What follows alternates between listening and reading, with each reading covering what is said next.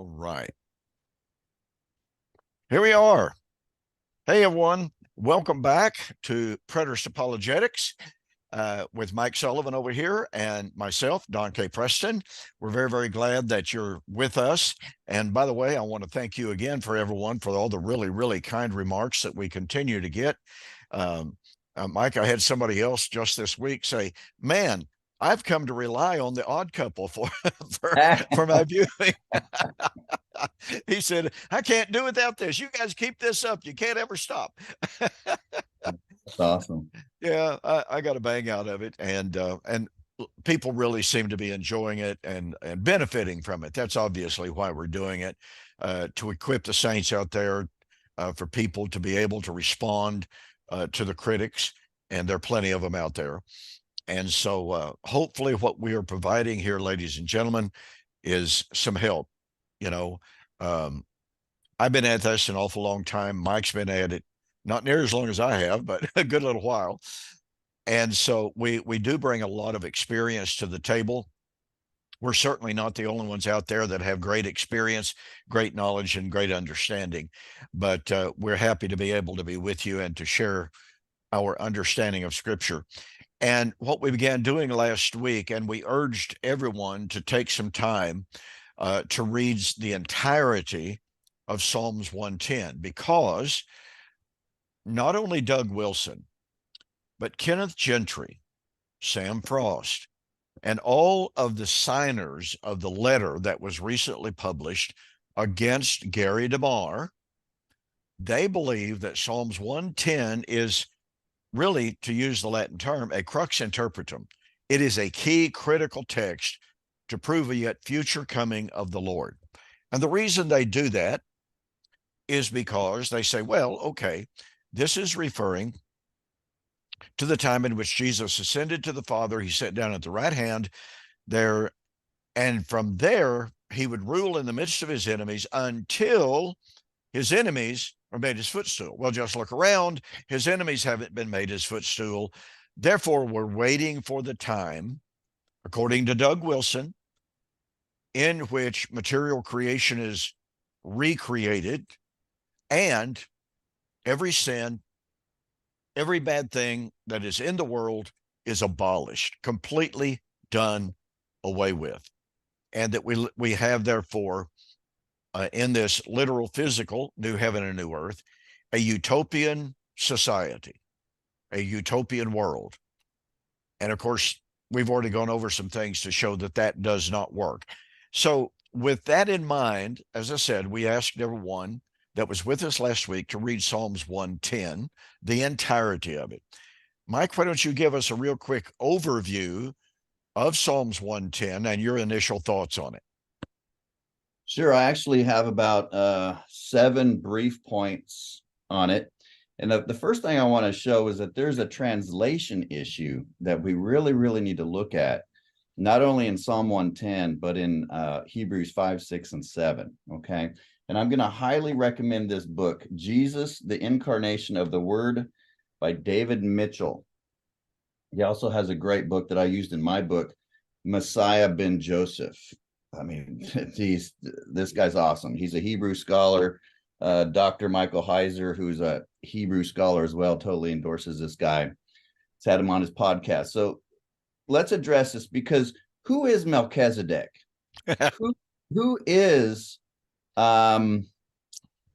this Lord of David? Is he just some nameless guy? Or is Psalm 110 itself telling you who David's Lord is? All right. So Yahweh, God, vows to that is David, Lord, that's Messiah, or I'm going to argue Melchizedek. Sit at my right hand till I set your enemies to be a footstool for your feet. Yahweh will send forth your mighty scepter from Zion, rule amidst your enemies. With you is dominion on the day of your strength. Amidst the shining lights of the holy ones, I have begotten you from the womb before the morning star. Yahweh has sworn and will not disavow. You are a Kohen, that is a priest, forever, according to my decree, O Melchizedek. And now that's much different than according to the order of Melchizedek. So what we're arguing for, and what Mitchell argues for here, is that this is not a nameless individual. He's referring to Melchizedek as the Messiah, as this eternal one. All right. And he's also saying that there are not two competing eternal priests, one Melchizedek, who may be a type of Jesus, because they're a priest forever. So that would have two priests in conflict. And so I like this. And then, of course, let's talk about the rest of the psalm here. The Lord at your right hand crushes kings in the day of his wrath. I don't know, Don, I think Hebrews has a lot to say about, Revelation has a lot to say about the day of his wrath. He executes judgment among the nations, fullness of corpses. He crushes the head or ruler of the wide earth. From a brook by the road will he drink, so will he lift up his head. So I just wanted to point out that there's a translation issue here that makes it really clear that Messiah is referred to as Melchizedek. And I will go through some points, and I will get into 11Q Melchizedek and how the Jews of the first century understood Psalm 110 in connection with other passages, and that this interpretation was very, very common. In Genesis 12, God tells Abraham to go to another land, and God is going to bless him there. When Abraham gets to the land in Genesis 14:19, who blesses him? Melchizedek. After the meeting with Melchizedek and being blessed by him in chapter 14, in chapter 15, Abraham has a vision. Now remember, in John 12, when Jesus tells the Jews that Isaiah had a vision of God on his temple, he says, he saw me. So oftentimes when prophets are having visions of God, they're looking at the pre-incarnate bodily form of Jesus. All right. So he's having a vision. Abraham's having a vision that God took him out. So it's a vision of God taking him outside to look at the stars, where he promises Abraham that he will be his shield, reward, make him in his offspring as much as the stars, and he will make a covenant with him. But he doesn't bless him here. Genesis 18, God comes once again to Abraham in a human form. Verse 1, verse 13, verse 22. He eats with him and promises he will have a son within a year. Asks him advice on Sodom, but again does not bless him. Look what takes place, though, in Genesis 22. Decades later, in Genesis 22, God tells Abraham to sacrifice his only son in the land of Moriah on a mountain that he's going to tell him to go to. Many years later, Mount Moriah became the Temple Mount in Second Chronicles 3:1. So the land of Moriah was the territory of Jerusalem, or Shalem, Melchizedek's city, the very one who first blessed Abraham.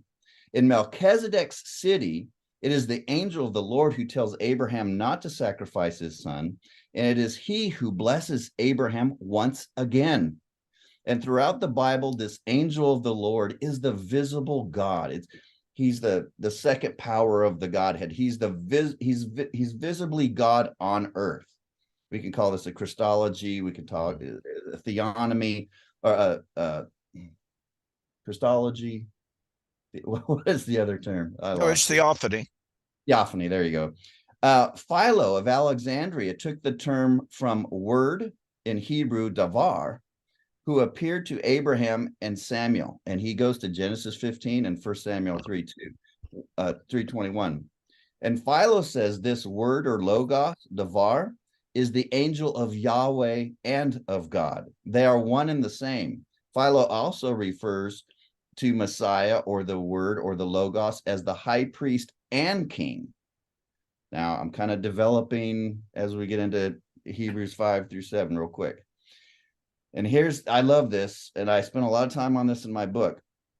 In 11Q Melchizedek, that's from the Dead Sea Scrolls, we learn that first century Jews believed Messiah was Melchizedek, and they conflated Psalm 110, which is what we're looking at, with Daniel 7:13, Psalm 82, Isaiah 52, which Don has spent a lot of time on, and Isaiah 61. They conflated them together. Now, what were they expecting?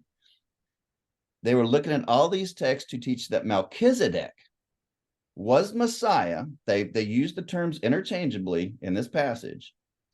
He would come after 9 Jubilees, that's a quote, of Daniel 9, 24 and 27. And in the 10th Jubilee, he would reveal himself to Israel, proclaiming salvation, and his high priestly work of atonement would be accomplished for the sons of light.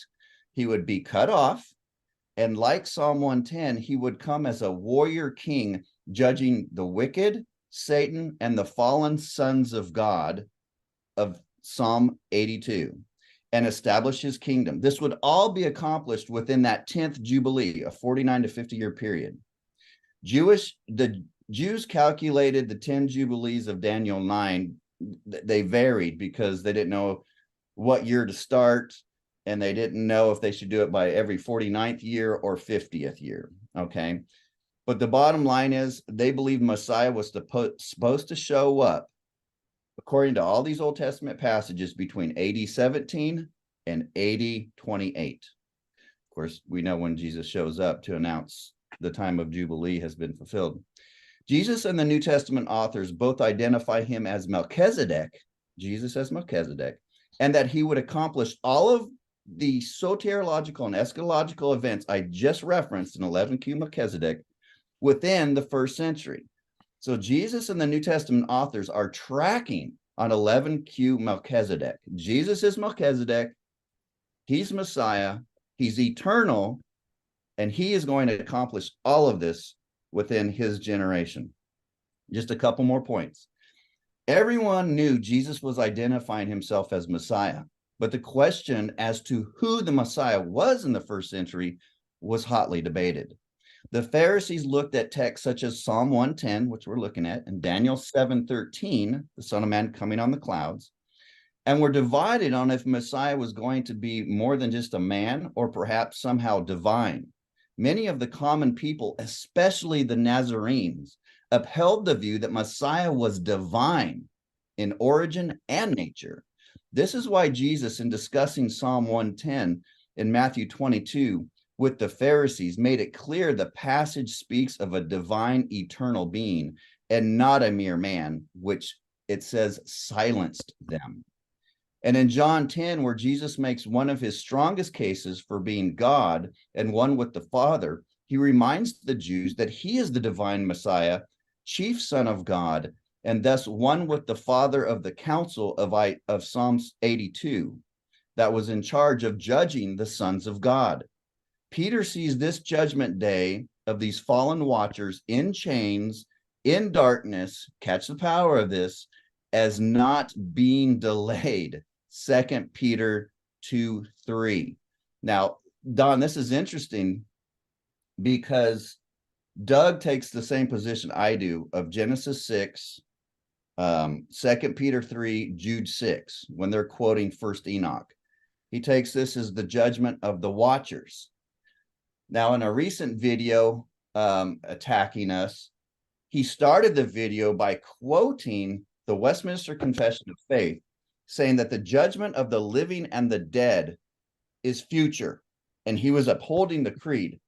And yet 1 Peter 4, 5-7, and verse 7 says that the appointed time of the judgment was ready and at hand.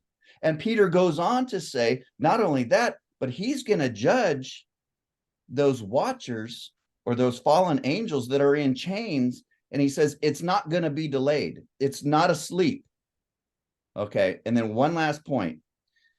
Jesus identifies himself as being divine and most likely Melchizedek in John 8, where he states emphatically, your father Abraham rejoiced to see my day. He saw and was glad. And then they argue, they get what he said. Mm-hmm. And they say, hey, you're not even 50 years old. How can you say you were in Abraham's day? Well, I used to look at this before I read these books, that Jesus was saying, well, Abraham, he anticipated me coming someday, and he rejoiced. He believed that the Messiah was going to come. But no, I think he's talking about, I was with Melchizedek. He honored me. He gave me a tithe. He sat down and gave me a meal. We fellowshipped. He honored and respected me. You Jews are saying he's your father. You don't honor me like he did. I was with him. He saw me. He rejoiced. So I think, some people could say, well, he's talking about the angel of the Lord. He saw the angel of the Lord. Well, again, angel of the Lord and Melchizedek, the Jews are conflating with Messiah. These are one entity. So I think that's awesome. And then the last thing here, and I'll let you jump in. These are some translation issues in Hebrews that Mitchell goes over. Basically the same as Psalm 110. He says in Hebrews 5:6, he, that is God, says to Christ in another place, you are a priest forever according to my, or the decree, O Melchizedek, not according to an order of Melchizedek. 6:20, where the forerunner has entered for us, Jesus, according to the decree, O Melchizedek, become a high priest forever. For whatever need was there for another priest to arise according to the decree, O Melchizedek, and not to be named according to the decree of Aaron. Hebrews 7:11, and the last one, Hebrews 7:17. For it is declared of Christ, you are a priest forever according to my decree, O Melchizedek. Now that brings a whole different enchilada and meaning to this. As we're building the case in Hebrews chapter 10 from verse 12 to verse 37, when he cites Psalm 110, he's already built his case that Jesus is Melchizedek and he is Messiah and he is coming for the judgment that was declared in Psalm 110. And he says it's about to take place. I'm going to burn up my enemies. And I'll kind of leave it at that. But that was a mouthful. It was. For those critics that say I don't talk too much, there we go. Now, folks, if you didn't catch his reference, everything that he's given us here in a nutshell, he expounds on even more in his book, The Armageddon Deception. I want to tell you, I've said this before on different venues.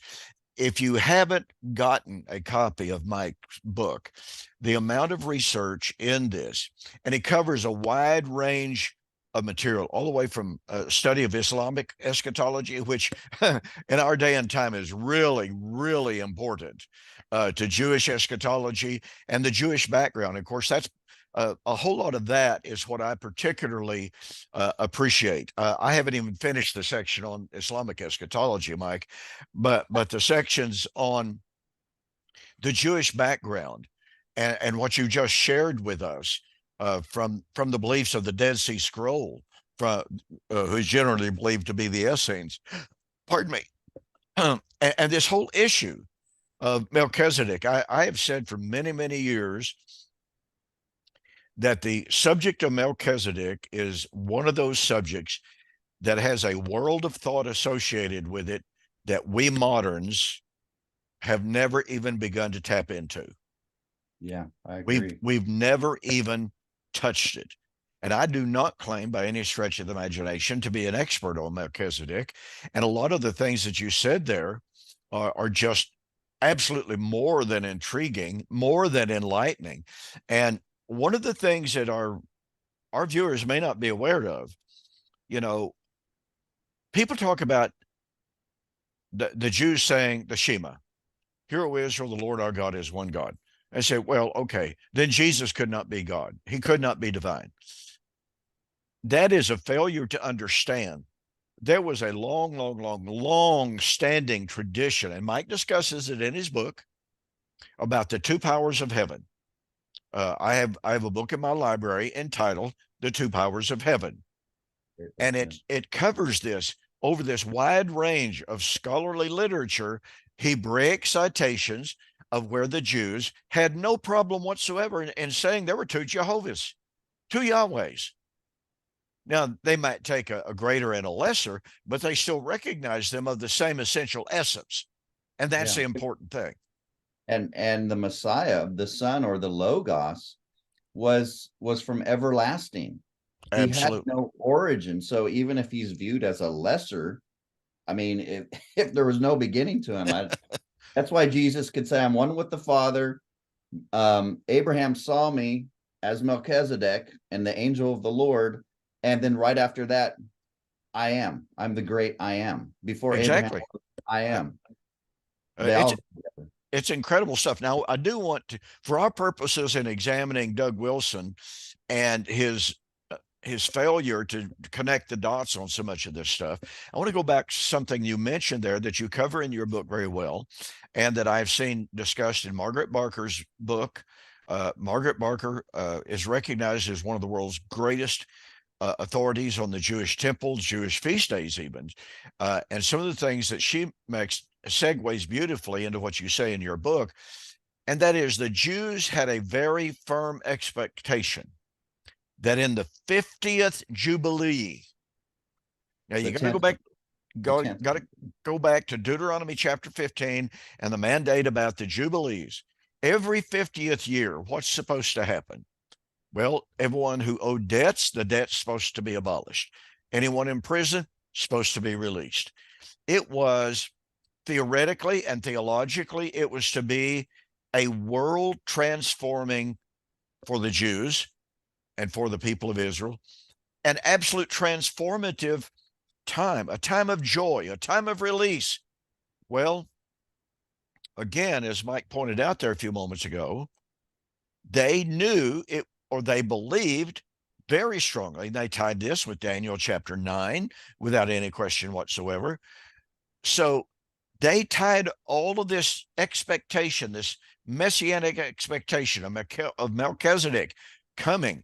And by the way, they tied it with the time of Elijah, which is incredible.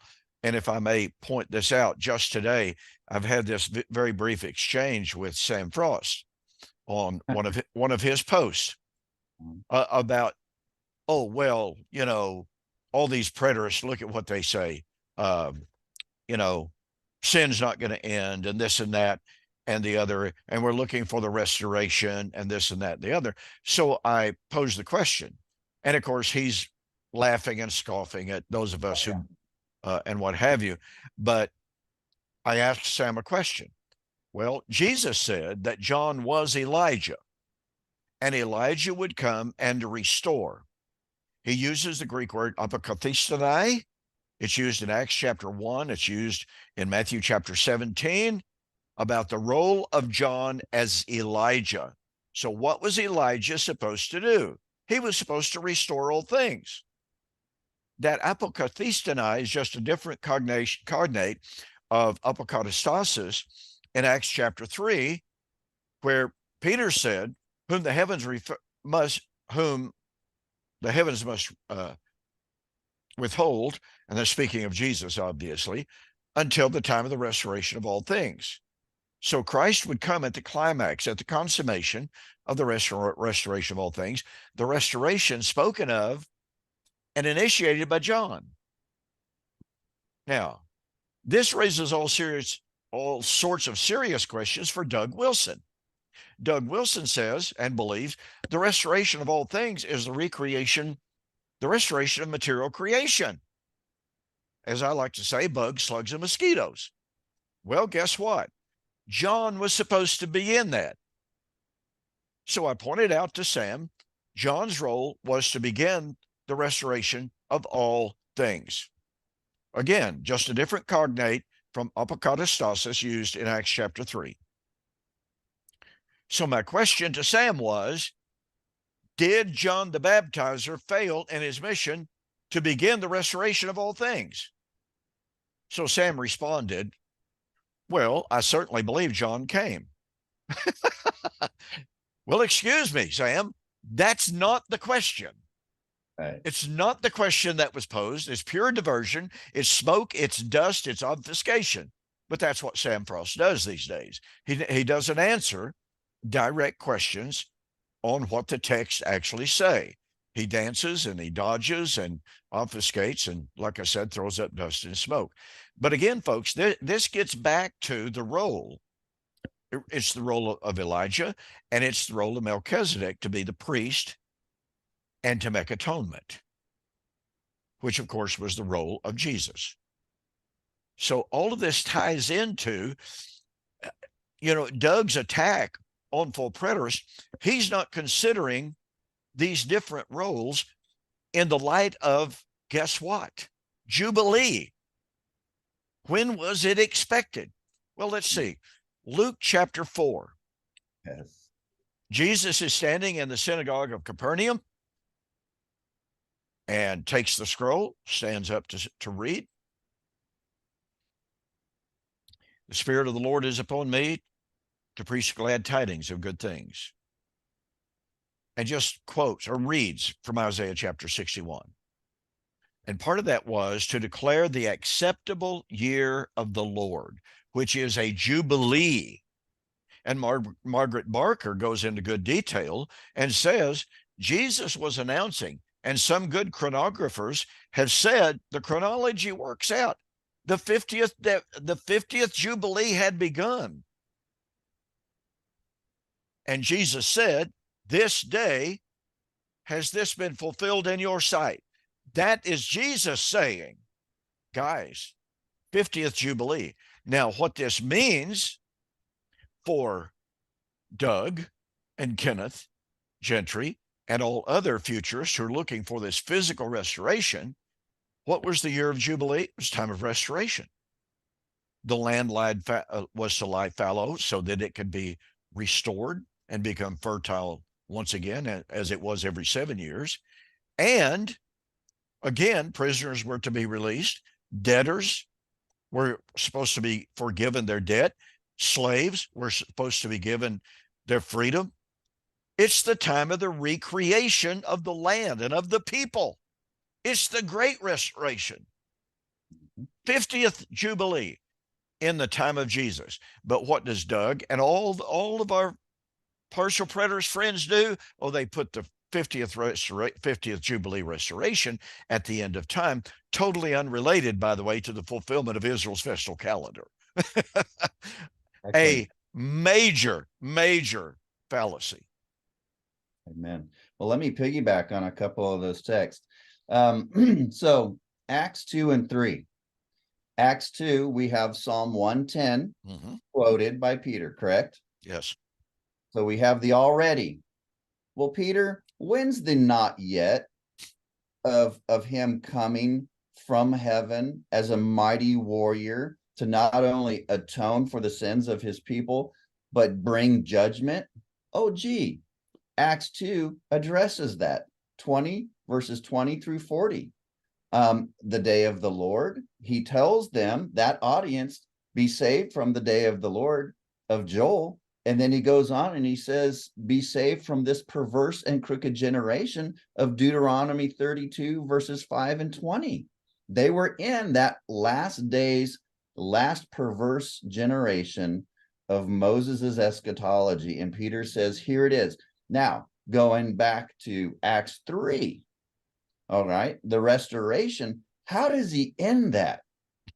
Yeah. He ends that by saying, let's see here, that if they didn't heed what he was saying, that Christ would come from heaven and they would be destroyed from the people, from among the people, which is a quote from, I think, Deuteronomy, another Deuteronomy 18.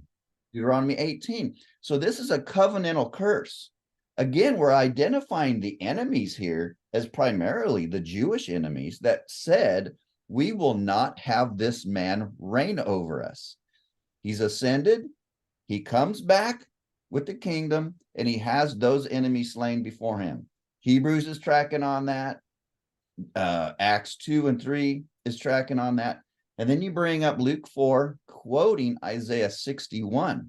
Now, there's an already and a not yet to that Jubilee promise. He quotes the already. And let's just talk about the already before we talk about the day of vengeance, the not yet in Isaiah 61. the already there is beautiful because, as William Bell, I think, did a really good job in his debate with Sam, pointing out how, and there's a lot of scholars that see this. They see it in the Gospel of John. They also see it in the book of Revelation, which John writes as well, where they're seeing the feast days just everywhere. Everywhere. But where interesting in the Gospel of John, every feast, Jesus stands up and he says he's the fulfillment of, whether it's the ceremony of lights where they would light up Jerusalem, literally all night long. It just looked like it was day all throughout Jerusalem because of the lights. And he says, I'm the light of the world. Or the festival where they would go and get water from what brook was that, or river of David? I forget. But they would get with the golden bowl and they would they would go down to the pool of Siloam. Yes, where it was called the water drawing ceremony. Yes, and on the last day of that ceremony, Jesus stands up and says, I am the living water. So we have a pattern here, Don, of Jesus using every feast or every day that's connected with their calendar, and he says, I'm the fulfillment of.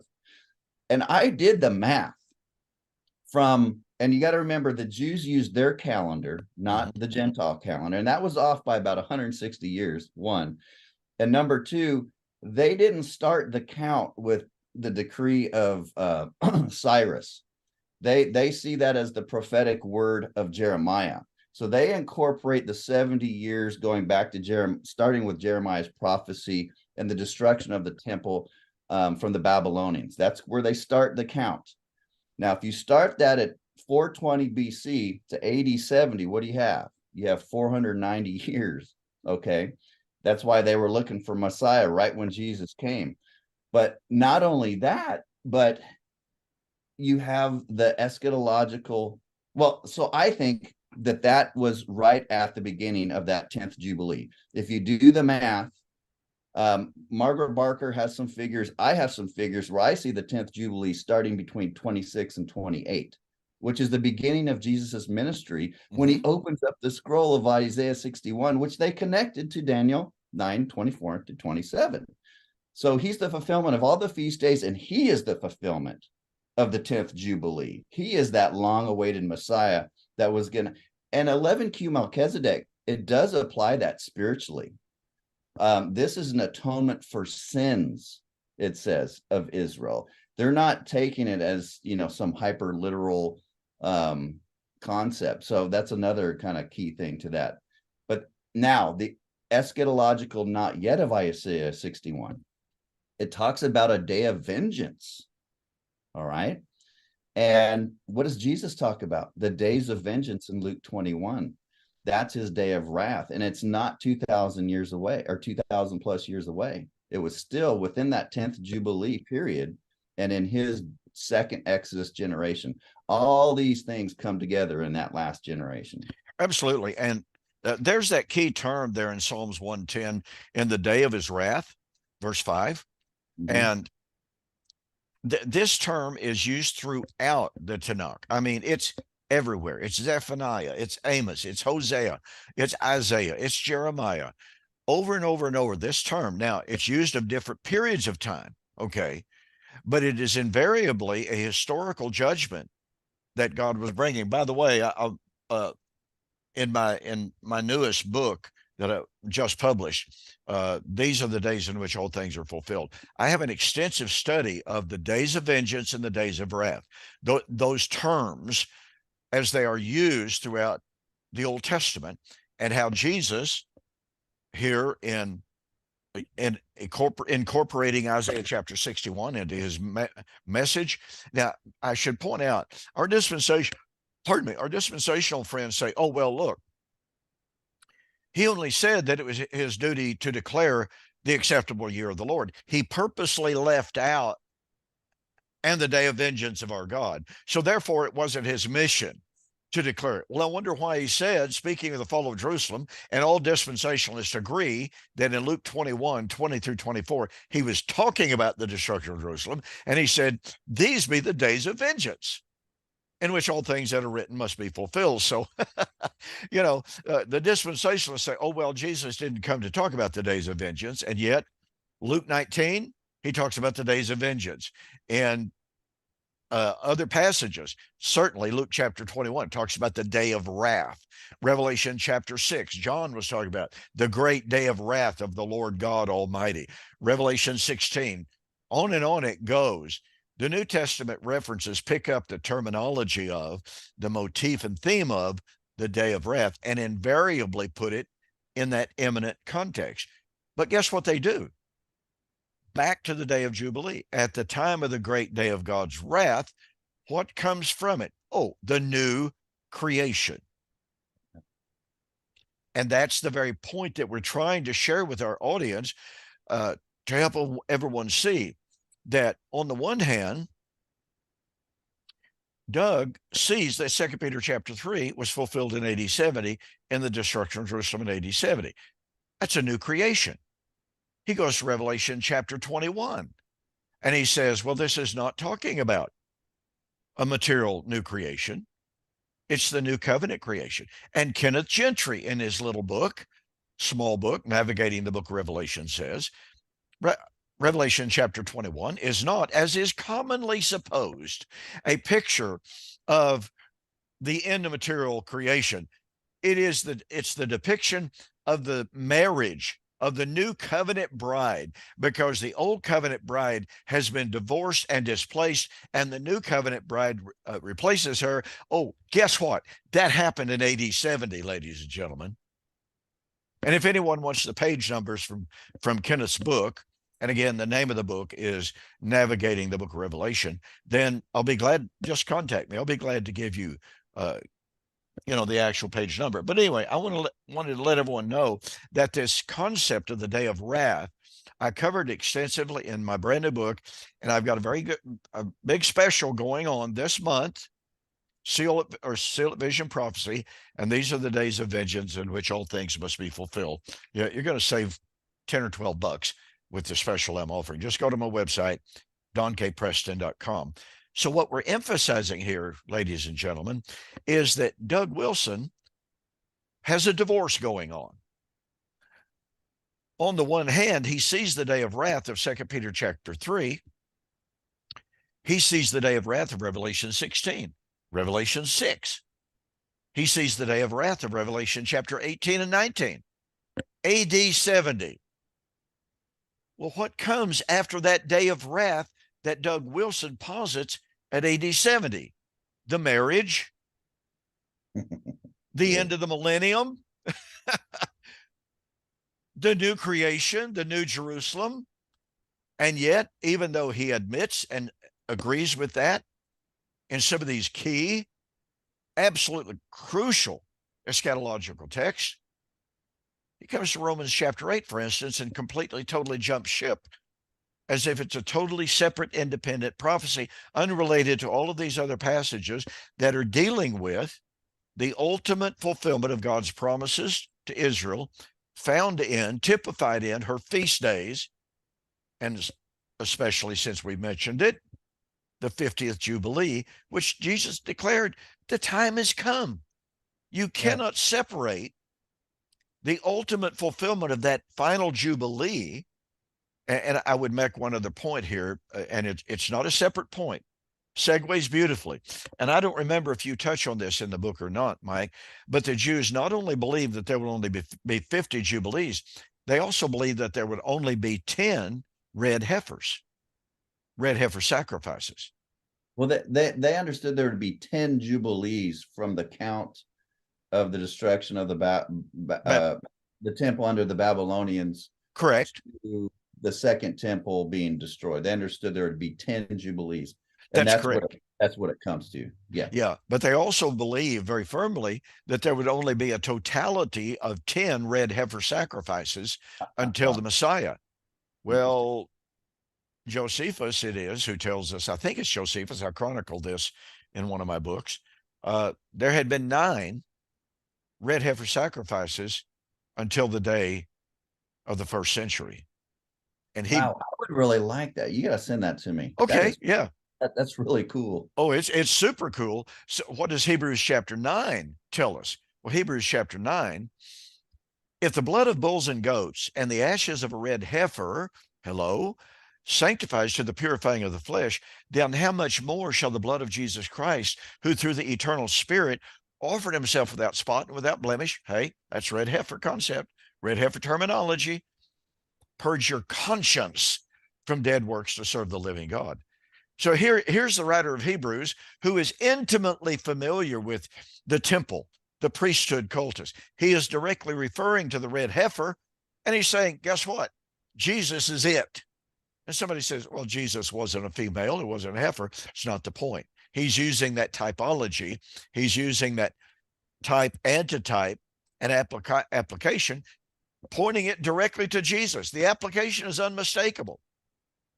So you have 50 Jubilees bringing us to the first century, which means that the consummation, as we've already said, is the new creation, and which means it's resurrection. You can't separate new creation from resurrection, folks. Sorry, you just can't do it. That creates that creates a horrific dichotomy in biblical eschatology. So you have the 50 Jubilees. Jesus said, it's here. I'm the fulfillment of it. And you have the countdown of 10 red heifers. 9 had been present. The 10th was Jesus. All of this conflates so absolutely beautifully. Jesus comes in the 10th Jubilee of the Daniel prophecy, and he is the 10th red heifer. That's interesting. That's cool. It's awesome. It is absolutely awesome. So, and they offered 70 bulls, right, which is the restoration of the nations of, exactly right. Genesis 10 through 11. And that is cool. I wanted to address real quick. 1 Peter 3, he's citing again Psalm 110, who has gone into heaven and is at the right hand of God with angels, authorities, and powers, having been subjected to him. Now, so that's the already of Psalm 110. Don, the next chapter, as I discussed earlier, tells us what the not yet is. It's the judgment of the living and the dead that was ready. It was the appointed time that was ready to be fulfilled, and it was the judgment. And earlier on, Second Peter chapter 2, that's when he says that the judgment of these fallen angels that he has subjected them to in the already was not asleep. It was not idle. It would not be delayed. So my point is, guys, everywhere you track Psalm 110, whether it's Acts 2, Peter's eschatology, the already and the not yet is imminent of Psalm 110, him coming as a warrior, him coming as the high priestly king to judge his enemies. Then Peter again cites Psalm 110 and 1 Peter 3. And then the next chapter tells you the not yet of the judgment of those enemies. All right. Then you could go to Revelation, has references to Psalm 110, but the not yet judgment is something imminent. Let me. We already talked about Hebrews 10, so I don't know. So when we go to 1 Corinthians 15, Don, is Paul breaking from all of these New Testament references, Jesus in the parables referring to Psalm 110? Highly doubted. Yeah. Let me pick up and emphasize the very thing you said. Let's go back to Acts chapter 3, shall we? I have long considered, and I've commented on this, I've forgotten in a couple of my books, I've forgotten which ones.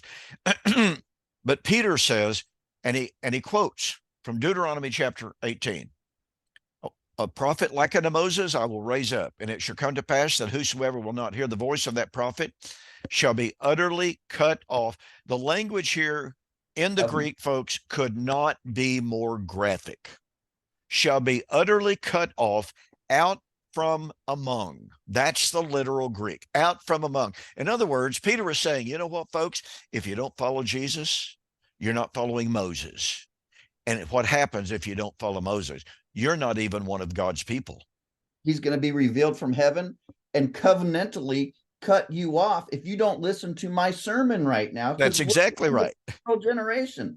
So you can't go to Acts 3 and say the restoration is at the end of time, because Peter is not applying it to the end of time. He drives that home. Yea, Samuel, from Moses, Samuel, and all who have ever written, all the prophets who have ever spoken have spoken of, quote, these days. That's the days. That's the days he's living in. That's the day that you already cited from Acts chapter 2. Save yourself from this untoward generation, not some far off, distant, unknown, generic generation, this generation. So the generation that would see their end being near. Exactly right. Now let's go back to 1 Peter chapter 4 that you've hit a couple of licks on, and let's look at it grammatically, linguistically. You've touched on it, but let's just drive it home. As you pointed out, 1 Peter chapter 3, verse 22, he has ascended into the heavens. He is seated at the throne. Principalities and powers having been subjected to him. Well, that's Psalms 110. Well, what was he doing while his enemies were being subjected to him? Rule thou in the midst of your enemies. That's the whole point of what Peter's saying. Okay, 1 Peter chapter 4 and verse 5. Christ was ready to judge the living and the dead. He uses the Greek word hitoimos, translated as ready. Alfred's Greek Testament says any Greek reader would understand that to be referring to the imminent judge. They just never get the idea, oh, well, it'll happen one of these millennia by and by. But Don, Sam Frost tells us that it's just always near. Always near, because Christ is omnipresent. Don't you get that? Oh, yeah. Yeah, I read it, but now watch, verse 7. The end, telos, of all things has drawn near. Perfect tense.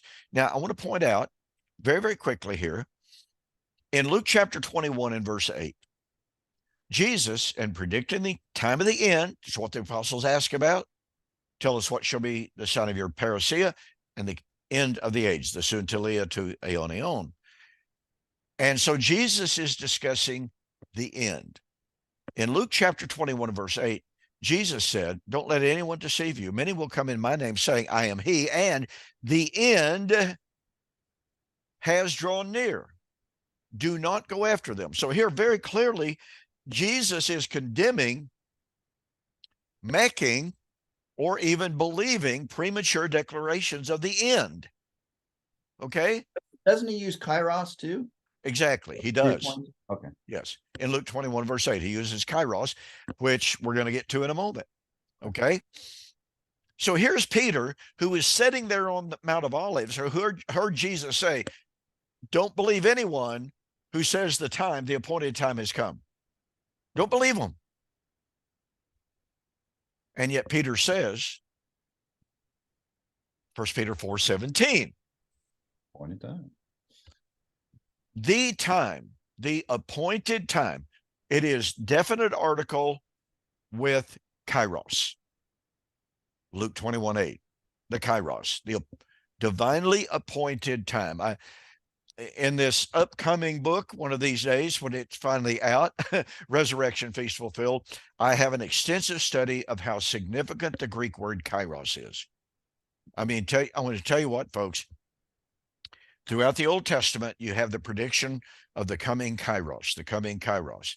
And to me, one of the best illustrations of this is Daniel chapter 2, in the days of the Fourth Empire. What? Well, that's the appointed time. The God of heaven shall set up a kingdom that shall never be destroyed. Daniel chapter 7, in the days of the Fourth Empire, the little horn would arise, persecute the saints. Son of Man would come as the Ancient of Days, destroy the little horn. That's the appointed time. And cause the saints to inherit the kingdom. Exactly. Luke 21 is talking about as well. Daniel chapter 9, 70 weeks are determined. That word determined is katak, and it means cut out. As God, the sovereign God, looked down through the stream of history and the flow of time, he said, okay, from here to here. Within this time frame, within this divinely appointed time frame, the following things are going to be accomplished. Folks, nothing could more powerfully illustrate the meaning of kairos than Daniel. Just as Daniel chapter 12 talks about the appointed time of the end, kairos, the appointed time of the end, kairos eschatu. I mean, here is Daniel that gives us such an incredible insight into the kairos, okay? Brings us right back to Peter. The definite article, kairos, the appointed time for the judgment. And once again, it's definite article in the Greek, judgment, krino. Don, real quick, I had someone say, "Oh, well, the definite article doesn't mean anything. It's no Well, big deal here." I'm sorry. What would you say to that? I'm sorry. Well, Daniel Wallace, who is one of the most highly respected Greek grammarians in the world, literally, in his massive book about that thick, entitled Beyond the Basics of Grammar, of Greek Grammar, said this about the anaphoric article. Now, what in the world is an anaphoric article? Well, an anaphoric article is the, quote, preponderant use of the definite article in the Greek, unquote, according to Daniel Wallace in his book. Okay. The anaphoric article is used like this. A speaker or a writer introduces a subject. Doesn't matter what the subject is. He continues his discussion, and he wants to refer his readers or listeners' thought and minds back to the subject that he introduced earlier. So he uses the definite article. And again, the fancy term for it is anaphoric, anaphoric.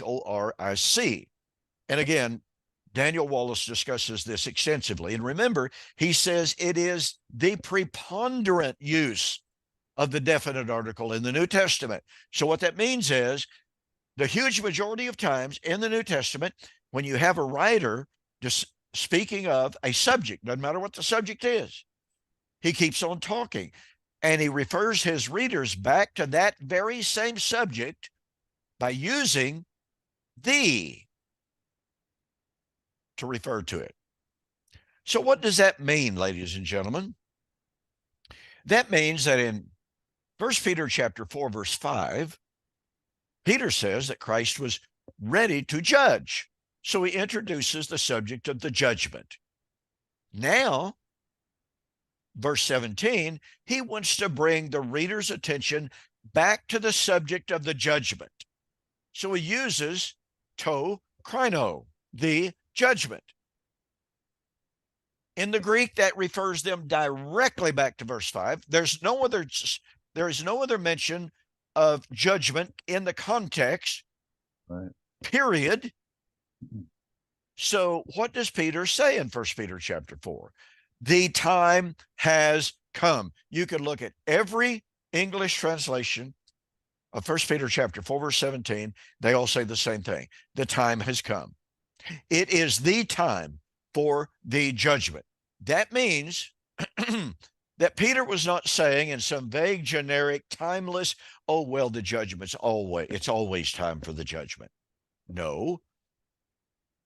The appointed time for the judgment. Well, what was the appointed time for the judgment? Well, once again, Daniel chapter 2, Daniel chapter 7, in the days of the Fourth Empire,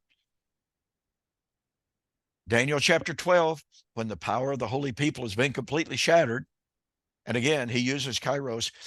If memory serves me correctly, Daniel chapter 12 uses kairos at least 3 times. Wow.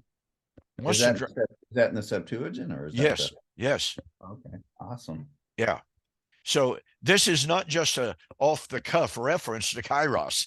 Daniel is emphasizing, and let's drive this point home. After talking about the time of the end, the appointed time, the to kairos, in Daniel chapter 3 and verse 4, he tells us in Daniel chapter 12, verse 9 and 10, Daniel, seal up the vision of this book, for it is for many days to come. Hey, Daniel, you're going to die. You're going to die. You're going to sleep with your fathers. You're going to rest with your fathers until the time of the end.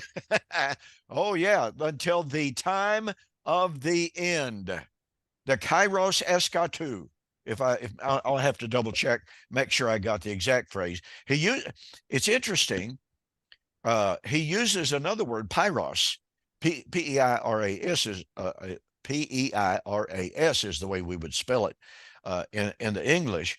So he uses this time, but he also uses kairos, and he uses eskatu.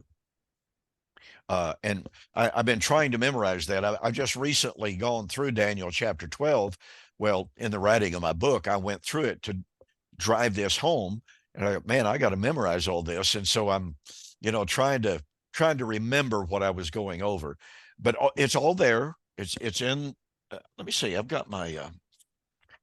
See if I can find this just really, really quickly. I have it open to Daniel.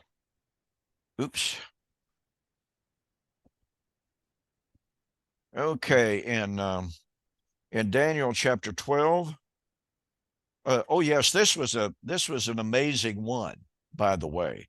In Daniel chapter 12 and verse 4, and you, Daniel, close the words and seal the book to the time of the end, until many are taught and knowledges are increased. Verse 4 uses a really familiar terminology that we find in Matthew 13, Matthew 24. And you, Daniel, seal up the words of this book until Kairu, the appointed time of Suntilius, until the time of the consummation. So it's the appointed time of the consummation. The end of the age. Yeah. If that doesn't clue us in, then I don't know what it's going to take to clue us in. Then down in verse 6, one angel asked the other, what shall be the end? Now that's the pyros. Don't ask me why it changes, but what this shows is that the biblical writers, through the Holy Spirit, were not restricted to using one or two words. Like some of our theological friends like to say, well, this text over here uses a different word than this one over here. Kenneth Gentry likes to argue like that very commonly. Keith Matheson argues like that. Well, because, for instance, Kenneth Gentry says that in 2 Thessalonians chapter 2, we beseech you, therefore, brethren, by the coming of our Lord Jesus Christ and our gathering together to him, that you be not soon shaken. And Kenneth Gentry says, well, you see, this is AD 70. Wait a minute. We beseech you by the coming of our Lord. That's parousia. That's parousia. Oh, but in 1 Thessalonians chapter 4, 15 and 17, is parousia. So, but wait a minute. We're not done here. 2 Thessalonians chapter 1, to those of you who are troubled, rest with us when the Lord Jesus shall be revealed, apocalypsis, from heaven in flaming fire, taking vengeance on those that do not know God. This will be in the day in which he comes, Elthi, which is a cognate of erkomai. Oh, wait a minute. Erkomai is used in Matthew chapter 24, 29 following, which Kenneth Gentry tells us is AD 70, but in 2 Thessalonians chapter 1, Elthi is the end of time. So Kenneth Gentry uses this missing word, different word hermeneutic to delineate between 2 Thessalonians chapter 2 and chapter 1, and even delineate between Matthew 24 and 2 Thessalonians chapter 1, although he uses these words. Exactly right. I cover all of this extensively in this book. Okay, so anyway, I just had to make that point that here we have the divine inspired writer of Daniel using different words. He uses suntalia, he uses kairos, he uses pyros. Now let me flip the page over here to chapter 12. Let me see, verse 9. He said, go your way, Daniel, for the words are closed and sealed up to the time of the end, until kairos, peros. See, the angel asked, what's the end of these things? Well, Daniel, close the book. It's sealed until the time of the end that the angel asked about. And then finally, verse 13, Daniel, you go your way and you rest, for there are yet days and seasons to the fulfillment of the end. I'm reading from the translation of the Septuagint. And thou shalt stand in the lot at the end of the days. Okay, watch what he does. For days and seasons unto on a plerozon. Well, plerao is fulfillment. So here we have a cognate of plerao, and then he says, but it's on a plerozon suntelius. So once again, our friend suntelia is used, and then he says, you shall stand at your lot at the end of the days, which is unto suntelia hemeron. So here we got all these different words being used. And by the way, I love this text. You know, our friend Sam Frost says, well, the last day of John 6, 39, 44, 45, et cetera, et cetera. That's the last day of time. Well, wait a minute. Daniel was told that there were 1,335 days appointed. For what? Oh, that's to the resurrection, to the end of the age, to the suntelios, to the end of the days. I wonder if the end of the days includes the last day. I wonder if the 1,335th day, which would be the day of the resurrection, would be the last day, all of which would be fulfilled at the time when the power of the holy people completely shattered.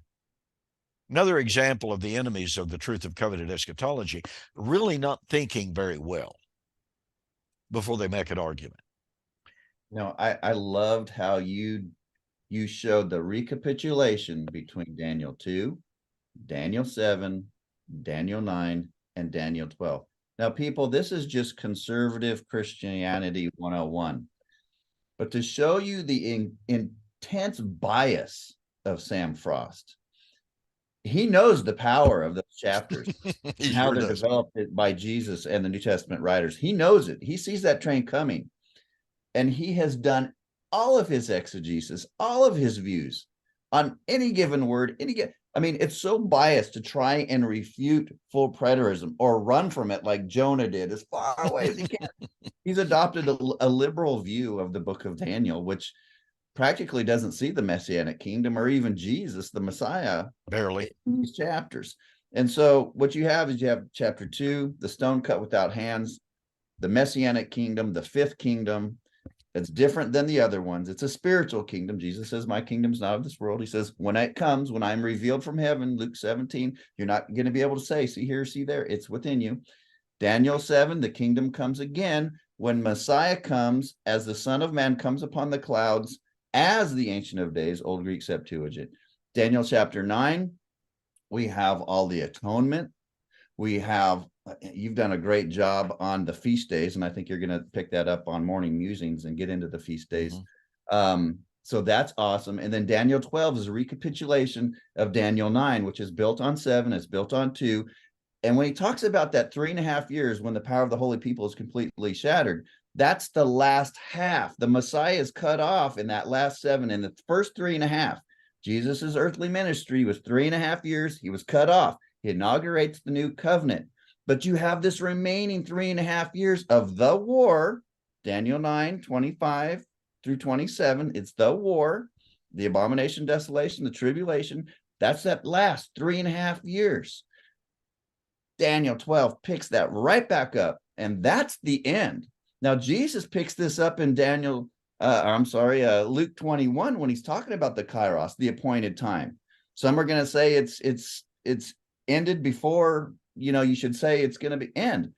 But he says, when he talks about the times of the Gentiles, treading Jerusalem underneath the feet of the Roman armies, and he connects that with the Roman armies surrounding Jerusalem. That's the abomination, desolation, or the abomination that will make desolate.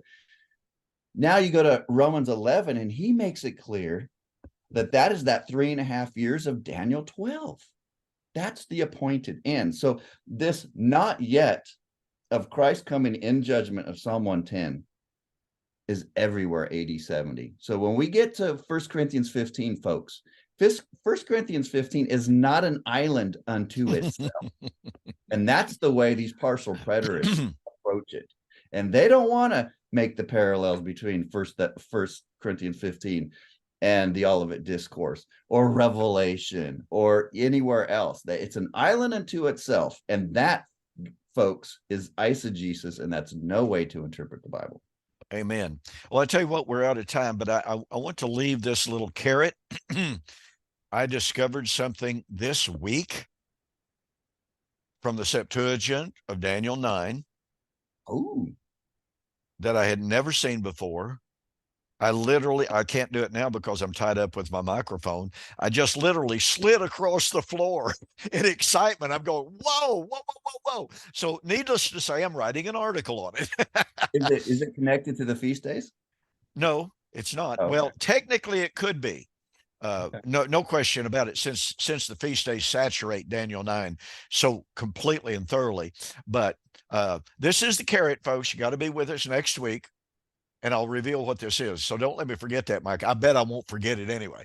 I won't. I won't. All right. Hey, folks, we're out of time. Thanks for joining us. Another great session. We enjoyed it. Good night, Mike. Amen. Good night, brother. All right. Yeah, I got to tell you, it's just, it blew my mind.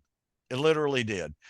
I threw it by my wife. Okay, I had to take her back to the doctor today, although this was good news. No issues found.